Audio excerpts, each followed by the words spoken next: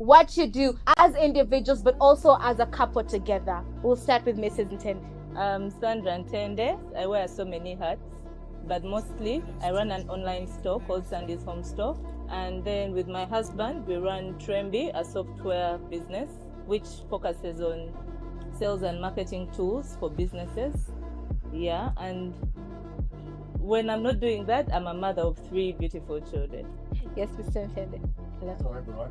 Like kudos, today for the first time I'm seeing quite a number of ladies in the room. You know, whenever we have business meetings, it's men. So I'm actually worried about the future. Women might be taking over. It looks so kudos to everyone here. Once again, my name is Kenneth Ntende, and over the last decade and a half, I've been in the world of sales. Now, because of that much experience and having sold to thousands of businesses, quite a number of companies always come out to me and, you know what, we are at 10 million, we need to get to 100 million. So help us, what do we do? I've been fortunate enough to help over 500 companies, right from the ones that are just getting started, like some of you here, to the likes of some of the large organizations like Equity banks, companies in Kenya, companies in South Africa. Many of them just talk to me about one thing: how do we grow? What's pushed me into entrepreneurship the most? This one my wife doesn't even know.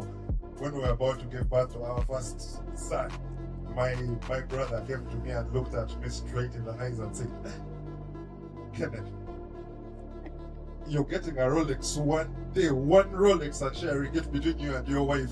How are you going to manage to raise a child? So it created this reality check. Now, me having been this person sharing a Rolex with their wife, 6 months down the road was in Cape Town, closing a deal with a bank called First National Bank for the entire South African region. So ever since that time, I just came to believe that, you know what, entrepreneurship is the only thing that something of the sort can happen. And ironically, even many of you, because that story was quite funny. To be honest, what happened was I started a conversation actually online, messaging a gentleman from South Africa. I was a young boy, I think 26, 25 years back then.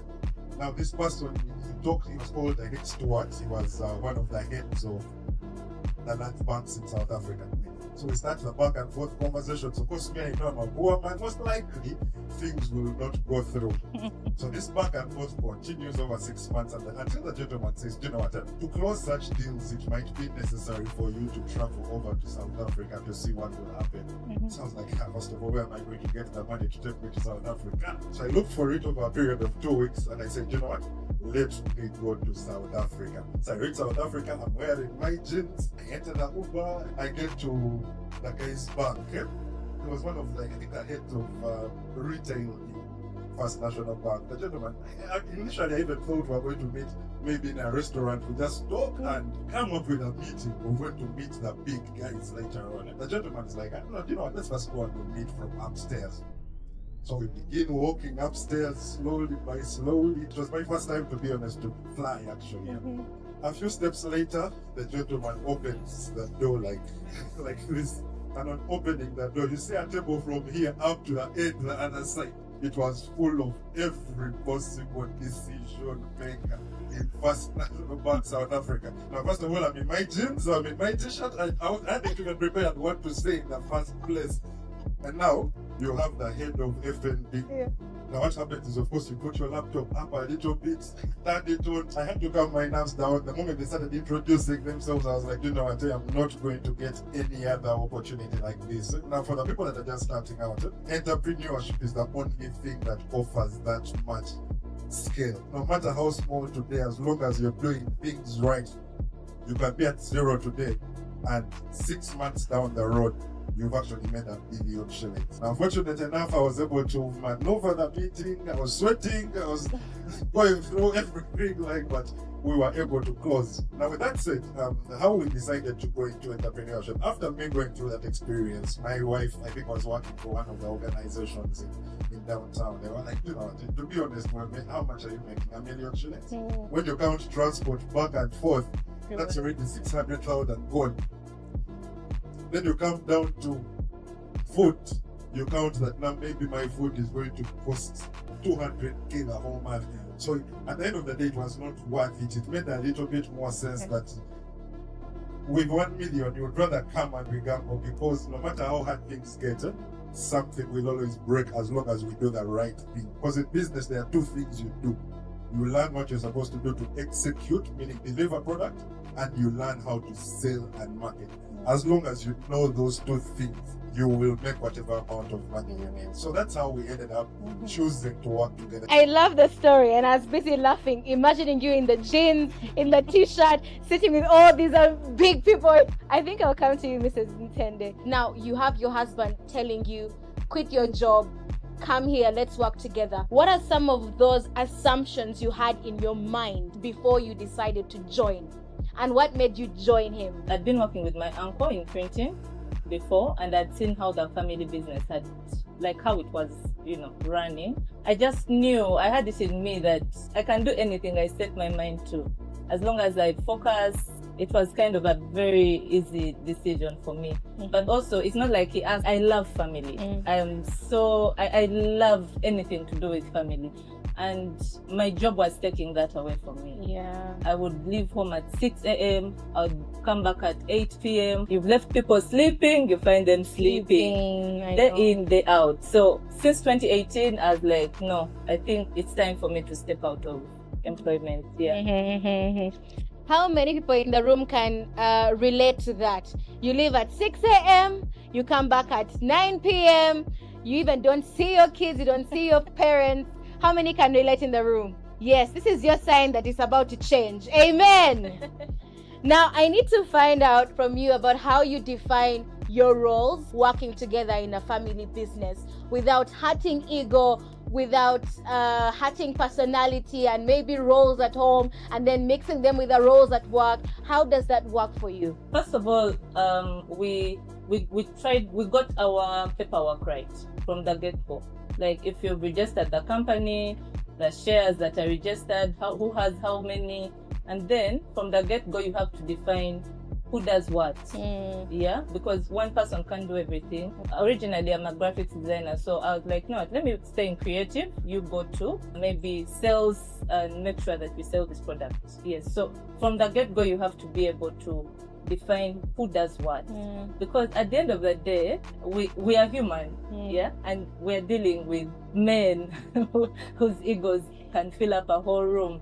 So at the end of the day, when you don't define those roles, it's easy to step on each other's toes, and before you know it, things are sour. Either someone is back into employment, or someone is like So defining our roles really helped us with the power dynamics. Yes. Maybe just to supplement on that, to be honest, the beginning was not the easiest. You move at different paces. So one of the most important lessons I learned is it's important that you get to sell to your partner. Just like how you sell to your business partners, your wife needs to buy into that vision. Because when you just wake up and now talk and tell the person we do this, sometimes you may not even understand where we're going, what we're trying to achieve. And as long as the person doesn't understand, there's always going to be that friction. Just like every other stakeholder, it's important you sit your person down and tell them that, you know what, this is what we're trying to do, here's where we're trying to go. And when you don't play your part, this is what it actually costs us. Yeah. Just doing that, I noticed, helps you begin to treat your person with a little bit more compassion than you would another person. Now that you've brought in the topic of heads batting and the conflict, how do you guys navigate that in a way that it does not affect your personal relationship as well? So for that, you kind of need to learn your partner, because the challenge with business is staff. So no matter which kind of small business is going to want to kill you. One of my friends recently launched a mobile money and said, you know what, let me just do like a small thing. And in the first week, they stole their 2 million shillings and gave them fake notes. So there is no small business. Now, back to the point, one of the most important aspects, just to rephrase for us, is when it comes to head batting, just understand your person.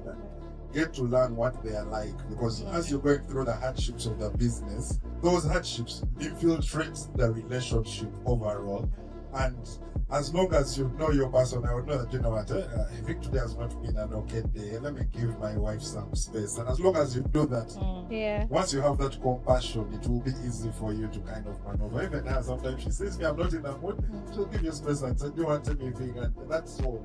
So as long as you know your person, the rest you'll be able to manage. So, what about accountability, Mrs. Ntende? What does the accountability look like? I assume it's a bit hard to keep your husband accountable in terms of business, right? I think it depends on the person themselves, the individual. My particular husband is very accountable in terms of the money that comes in, the money that we are spending. From the get-go, we use Zoho Books as a family. At the end of the day, we have to log our expenses, we have to log our incomes, we have to log everything that has... What are Zoho Books? Zoho Books is an accounting platform. Oh, It's a software, okay. but I think it has a web option. Yes, it has a web and mobile option. So from the get-go, we actually have one for home, and then we have one for the businesses. For accountability, it's very accountable. For business accounts, we are like three shareholders. We're like 4 shareholders, and then so we have signatories. And when you have other signatories, it helps you also keep accountable to the other people. Yeah, so you're not just going to get a stash out of the bank and use it how you like. Yeah, there has to be proper reason why you're taking it out and what you're going to use it for. And generally for us, Zoho Books has done huge wonders for us. It sounds like you guys just agreed and then began the business, and then money started flowing immediately. It sounds like life was good and you were keeping yourselves accountable. So when he was starting, initially before he went to South Africa, he told me about this business idea. I didn't buy it. I told him, you know what, I don't understand those things. I'm still working.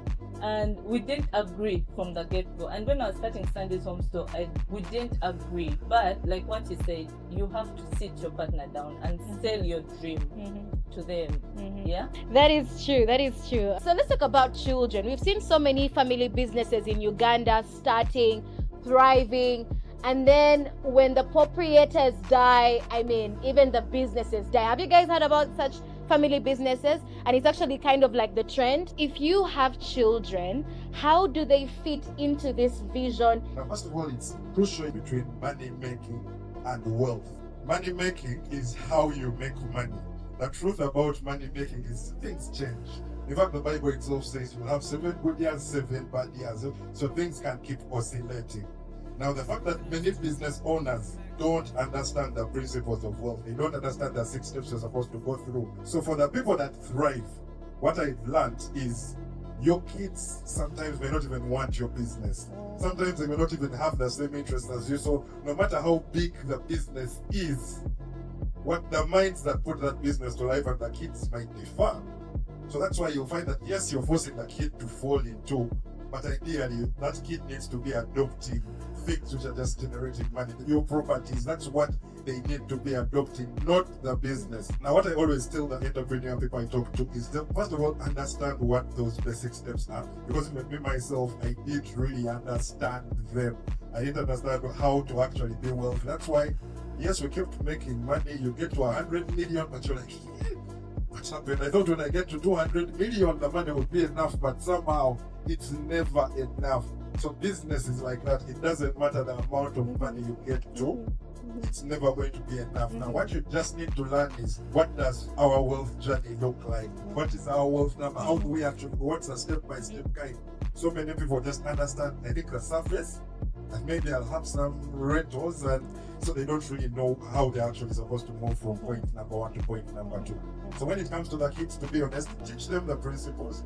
Show them the hustle. In fact, take them some of the time. If they love what you're doing, maybe they will continue the business legacy. But forcing them to try and adopt your business, no, let them adopt the things, the wealth things that you've put to life. I like how the conversation has moved from making money to making wealth. And actually, I hadn't thought about that in that perspective. Mrs. Ntende, what kind of legacy do you see the both of you making for this family business? First of all, For me, growing up Christian, the best legacy we can leave our children is God, in my opinion.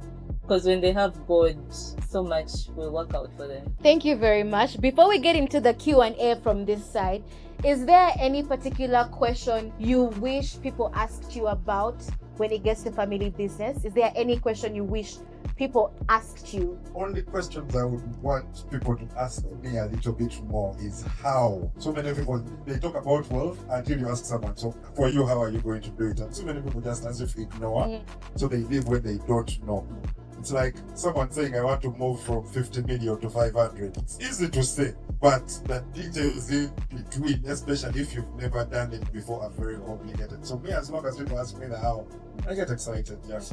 How do you actually do it? Do we have any questions for Mr. and Mrs. Ntende? Because this is your chance for you to inquire about how to begin that family business. If you're already in a family business and maybe there is something you'd love to learn from them, this is your opportunity. Anybody with a question? Yes, we have a question from Chirabo. This dream, this idea, what came to your mind? Were you scared of the uncertainty of what if it works? Thank you, Chirab. I don't think I was worried about being cut out.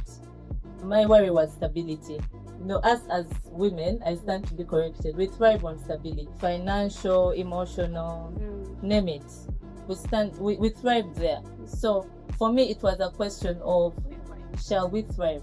Shall we survive? I was not sure we're going to make it or we're going to even thrive in any way.